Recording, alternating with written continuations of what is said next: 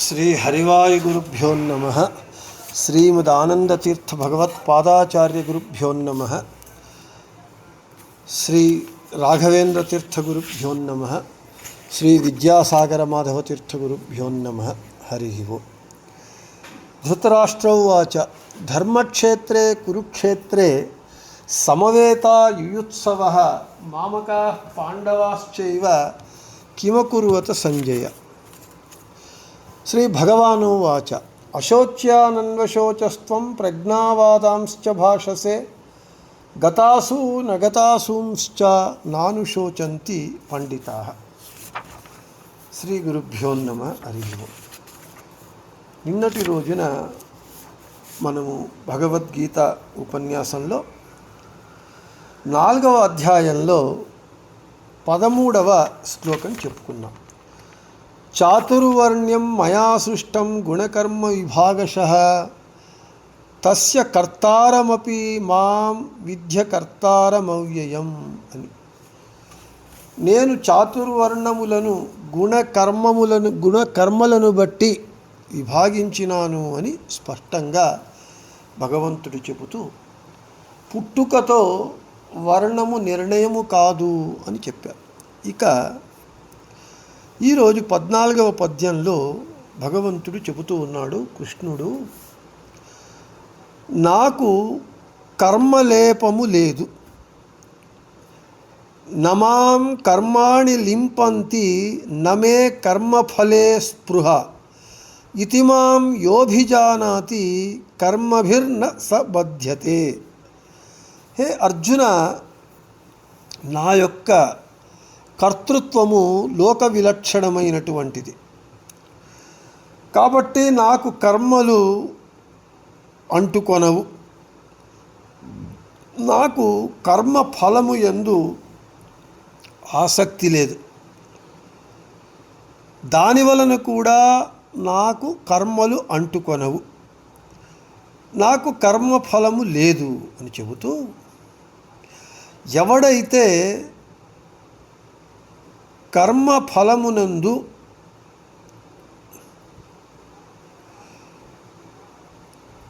భగవంతునికి కర్మ ఫలము మీద ఆశ లేదు, వానికి కర్మలు అంటికొనవు అని ఎవడైతే తెలుసుకుంటాడో వానికే కర్మలు అంటవు అన్న తరువాత ఇక నాకు కర్మలేపం ఉంటుంది అని ఇక చెప్పవలసిన అవసరం లేదు. అర్థాత్ జీవుడు ఏమి అర్థం చేసుకోవాలి అని అంటే, కృష్ణ పరమాత్మకు కర్మలేపము లేదు అని అర్థం చేసుకోవాలే కానీ జీవుడైన తనకు కర్మలేపము లేదు అని అర్థం చేసుకోకూడదు. జీవునికి కర్మలేపము ఉన్నది అని చెబుతూ ఉన్నాడు. అందుకే భగవంతుడు మాం, నన్ను అభిజానాతి, ఎవడైతే తెలుసుకుంటాడో అంటే మాం నన్ను అంటే కృష్ణుణ్ణి కర్మలేపము లేదు అని ఎవడైతే తెలుసుకుంటాడో జీవుడు తనకు కర్మలేపమున్నది అని తెలుసుకోవాలి. అది సరి అయినటువంటి అర్థం. భగవంతునికి కర్మలేపము లేదు అన్నప్పుడు వాడు జ్ఞానానుసంధాన పూర్వకంగా నేను కర్తను కాను, భగవంతుడే కర్త, వాడు కర్త అయినా వానికి కర్మలేపము లేదు అని తెలుసుకొని వాడు కర్మలను చేసినటువంటి వానికి కర్మలేపముండదు. అంటే కర్మల చేత మనము బంధనమునకు గురి కాకుండా ఉండాలి అని అంటే కర్మ ఏ విధంగా చేయాలి, ఏ విధమైనటువంటి జ్ఞానానుసంధాన పూర్వకంగా కర్మ చేయాలి అనేటటువంటి విషయాన్ని 14, 15, 16 తర్వాత ఈ 17 ఈ శ్లోకాలలో భగవంతుడు చెబుతూ ఉన్నాడు. ఇక 15వ శ్లోకంలో ఏవం జ్ఞాత్వా కృతం కర్మ పూర్వైరపి ముముక్షుభిః కురు కర్మైవ తస్మాత్వం పూర్వైః పూర్వతరం కృతం. హే అర్జున,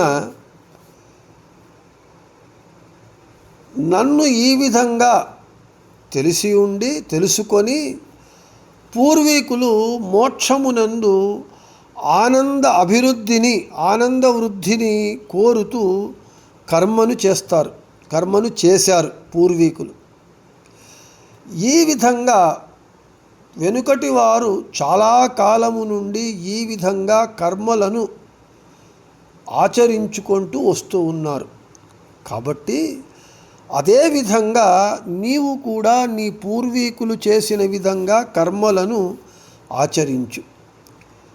జ్ఞానికి కర్మబంధము లేదు అని నీవు కర్మను ఆచరించకుండా ఉండవద్దు. అంటే కర్మను ఆచరించు.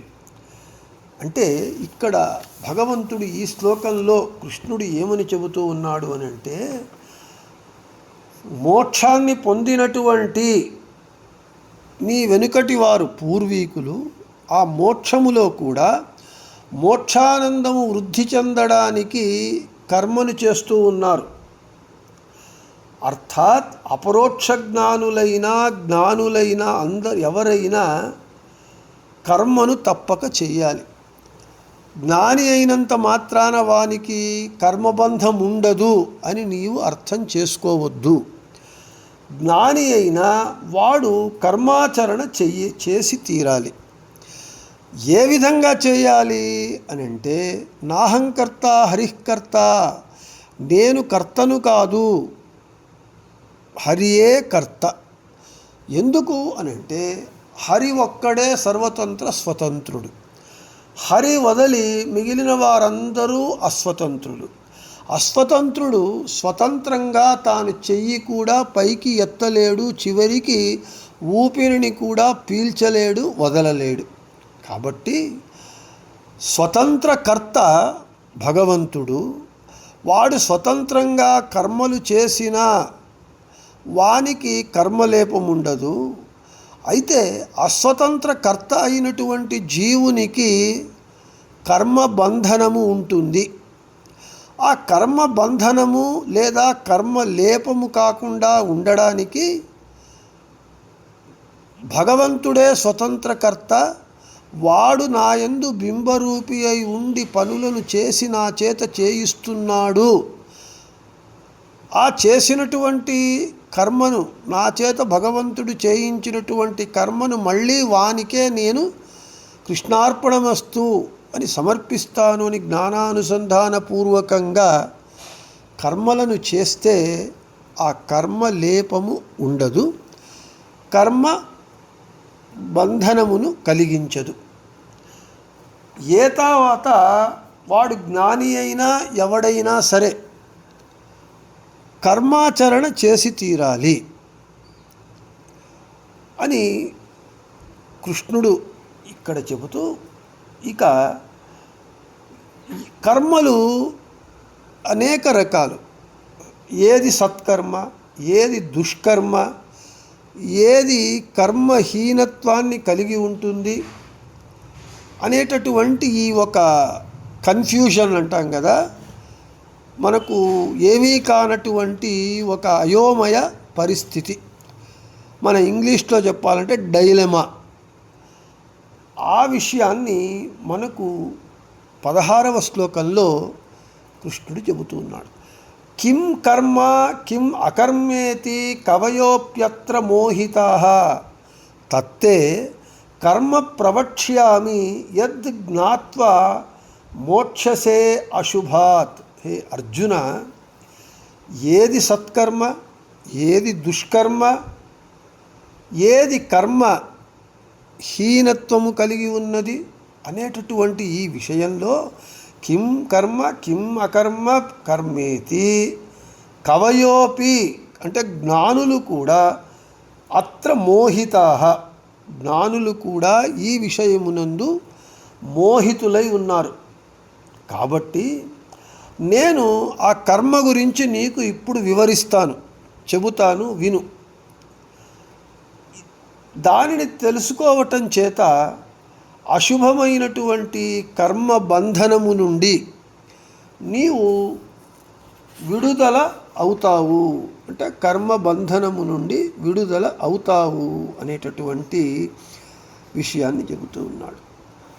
ఇక్కడ భగవంతుని యొక్క మాటల మర్మం ఏమిటి అని అంటే, నీవు కర్మను ఆచరించేటప్పుడు ఏది సత్కర్మ, ఏది దుష్కర్మ, ఏ కర్మ హీనత్వాన్ని కలిగి ఉన్నది అనేటటువంటి విషయాన్ని నీవు తెలుసుకొని కర్మను ఆచరించు.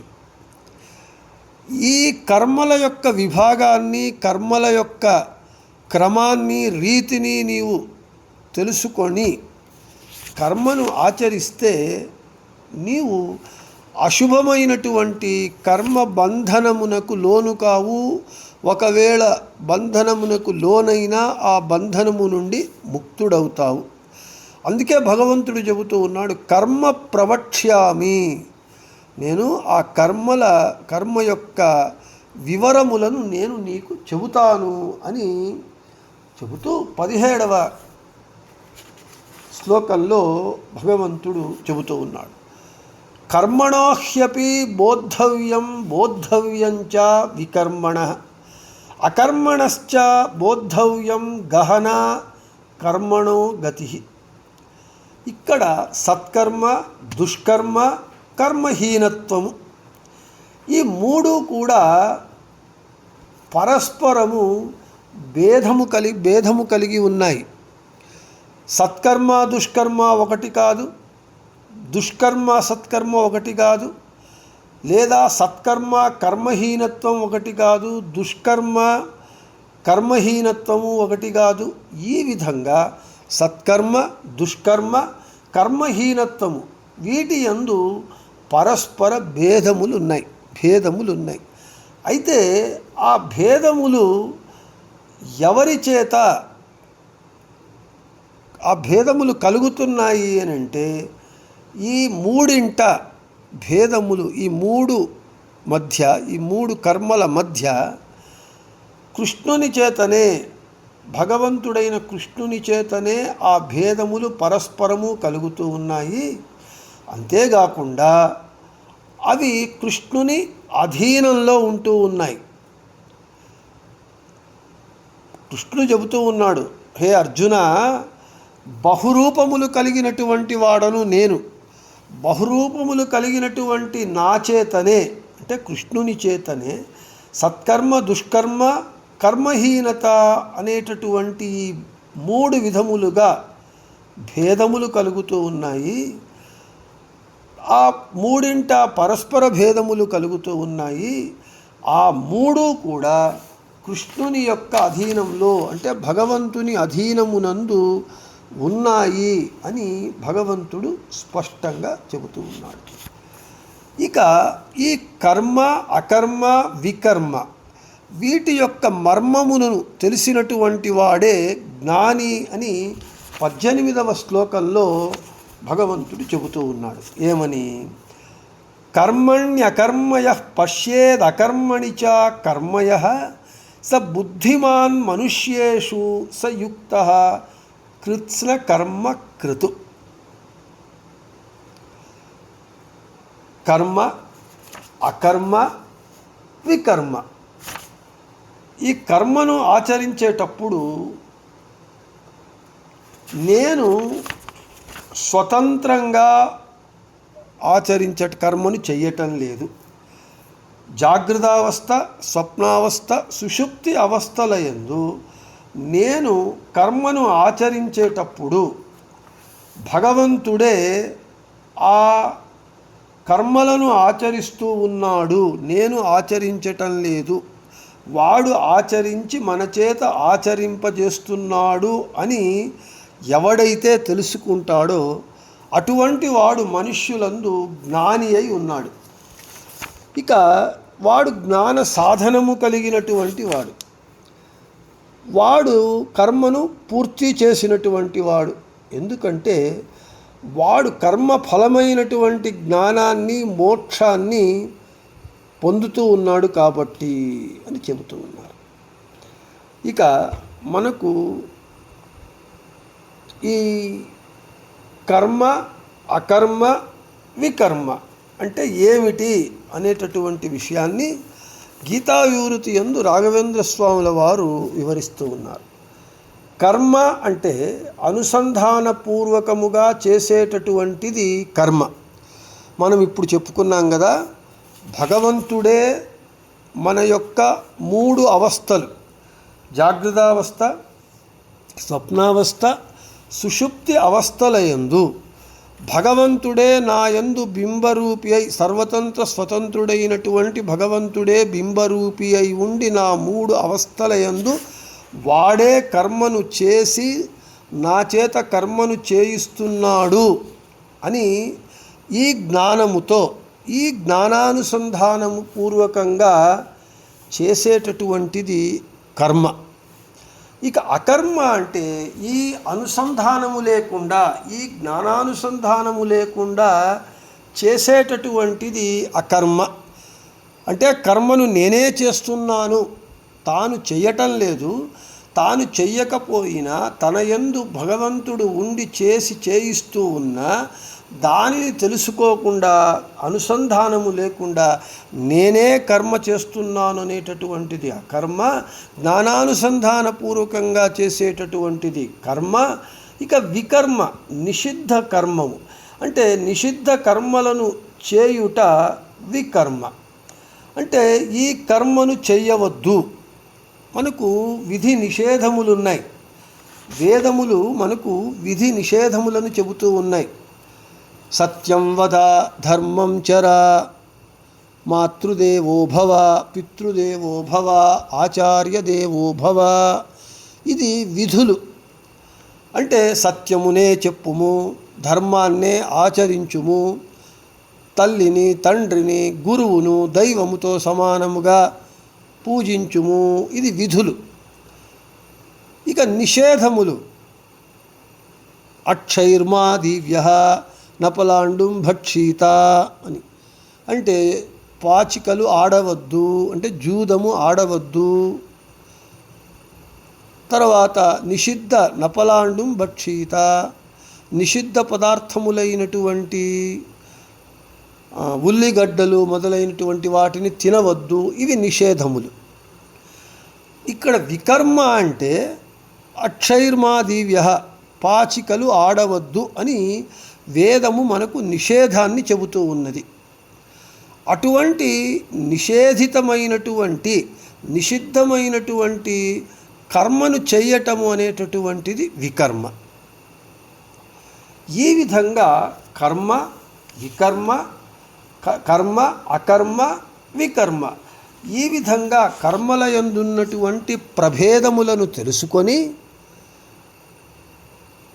దానికి తగినట్లుగా మనము మనుష్యుడైనటువంటి వాడు కర్మలను ఆచరించినప్పుడు ఆ కర్మ లేపము ఉండదు, కర్మ బంధనమునకు కారణము కాదు. మనము ఎన్నో మార్లు చెప్పుకున్నట్లుగా ఈ కర్మ ఎప్పుడు మనకు బంధకమవుతుంది, బంధనమునకు గురి చేస్తుంది అని అంటే, ఇది నేను చేశాను, నేను చేస్తున్నాను, ఇది నాది అని అహంకార మమకారములే బంధనానికి కారణమవుతూ ఉన్నది. ఇది నేను చేశాను అని అనుకున్నప్పుడు అప్పుడు నాకేం కలుగుతుంది? ఈ కర్మ నాది అనేటటువంటి మమకారం కలుగుతుంది. నేను చేశాను అనేటటువంటిది అహంకారం, ఇది నా కర్మ అన్నది మమకారం. ఎప్పుడు అహంకారం వచ్చి దాని ద్వారా మమకారం వచ్చినప్పుడు నా కర్మను అందరూ మెచ్చుకోవాలి, అందరూ పొగడాలి, అందరూ గుర్తించాలి అనేటటువంటి కోరిక కలుగుతుంది. ఆ కోరిక కలిగినప్పుడు దానిని గుర్తించకపోతే, ఎవరు మెచ్చుకోకపోతే, పొగడకపోతే దుఃఖం కలుగుతుంది. అదే కర్మబంధం. ఉదాహరణకు నాదే నేను ప్రవచనం చేస్తూ ఉన్నాను. ఈ భగవద్గీత ఉపన్యాసము నేను చేస్తున్నాను అని నేను అనుకున్నప్పుడు నేను నా ఉపన్యాసం బాగుందా లేదా అని నాకు తెలుసుకోవాలని కోరిక. ఎవరు దానిని కామెంట్ చేయరు, ఏమీ చెప్పరు, ఊరికే వింటారు. అప్పుడు నాకేమవుతుంది, అయ్యో నేను ఇంత చెబుతున్నాను, ఎవరూ దీని గురించి ఏ మాట వారి అభిప్రాయాలను వ్యక్తపరచటం లేదు అన్నప్పుడు నాకు ఆ కోరిక, ఆ అభిప్రాయం తెలుసుకోవాలి, నా ప్రవచనం ఎలా ఉన్నది అని కోరిక కలిగినప్పుడు దాని కొరకు నేను అభిప్రాయాల కొరకు వెతుకుతాను. ఎవరు అభిప్రాయములు చెప్పరు. చెప్పనప్పుడు ఎవరూ చెప్పటం లేదు కదా అని నాకు మనసుకు బాధ కలుగుతుంది. లేదా కొంతమంది బాగుంది అన్నప్పుడు సంతోషం కలుగుతుంది, బాగలేదు అన్నప్పుడు దుఃఖం కలుగుతుంది. ఎందుకు? నేను ప్రవచనం చేసిన తరువాత ఆ ప్రవచనం నేను చేశాను, అది నా ప్రవచనము, నా ప్రవచనాన్ని దాని ద్వారా అహంకారము నుండి మమకారము ద్వారా దానికి గుర్తింపు కావాలనే కోరిక, అది కలగకపోతే, గుర్తింపు పొందకపోతే దుఃఖము. కాబట్టి నేను ప్రవచనం చేశాను, వినేవాళ్ళు వింటారు, విని ఆనందిస్తారు, విని బాగలేదనేటోళ్ళు బాగలేదంటారు. కాబట్టి నేను ఆ కామెంట్లకు, చెడు కామెంట్లైనా మంచి కామెంట్లైనా ఏది పట్టించుకోకుండా భగవద్గీత ఉపన్యాసము నేను చెబుతానని అనుకొని ఆ ఉపన్యాసాన్ని నేను చెబుతున్నాను అంతే. అది ఎలా ఉన్నా సరే నా పని నేను చేస్తున్నాను అని నిర్లిప్తంగా, ఇది నేను చేశాను, ఇది నా ప్రవచనము, దాన్ని గుర్తించాలి అనేటటువంటి ఏ కోరికలు లేకుండా నా పని నేను చేసేస్తే అప్పుడు ఏ బంధము కలుగదు, దుఃఖము కలుగదు, బాధ కలుగదు, ఆనందము కలుగదు. అదే భగవంతుడు చెబుతూ ఉన్నాడు, నీవు కర్మ అకర్మ వికర్మ ఈ ప్రభేదాలను నీవు తెలుసుకొని నీవు కర్మలను చెయ్యి. జ్ఞానానుసంధాన పూర్వకంగా కర్మ చేస్తే వాడు జ్ఞాని. కాబట్టి ఈ విధంగా నీవు కర్మలను ఆచరించినప్పుడు ఆ కర్మ నీకు బంధనమునకు గురి చెయ్యదు, నీకు కర్మలేపము అంటదు అని ఆ కర్మ ప్రభేదములను చెబుతూ మళ్ళీ ఇంకొక మారు భగవంతుడేమంటూ ఉన్నాడు, నన్ను నీవు తెలుసుకో. జ్ఞాని భగవంతునికి కర్మలేపం ఉండదు, వాడు కర్మ బంధనమునకు గురిగాడు, వాడు స్వతంత్ర కర్త అనేటటువంటి విషయాన్ని జ్ఞాని అయినటువంటి వాడు తెలుసుకుంటాడు అని మనకు స్పష్టంగా చెబుతూ ఉన్నాడు. కాబట్టి మనము ఈ భగవద్గీత యందు కృష్ణుడు చెప్పిన విధంగా కర్మ ప్రభేదములను తెలుసుకొని కర్మను ఆచరించినప్పుడు ఆ కర్మ మనకు బంధనమునకు గురి చెయ్యదు అని చెబుతూ, ఇక జ్ఞాని యొక్క లక్షణాలను మనకు 19వ శ్లోకంలో యస్య సర్వే సమారంభాః కామసంకల్పవర్జితాః జ్ఞానాగ్ని దగ్ధ కర్మాణం తమాహుః పండితం బుధాః అనేటటువంటి శ్లోకంలో చెబుతాడు. దానిని రేపు చెప్పుకుందామని చెబుతూ శ్రీకృష్ణార్పణమస్తు, మధ్వేషార్పణమస్తు, అందరికీ శుభమస్తు.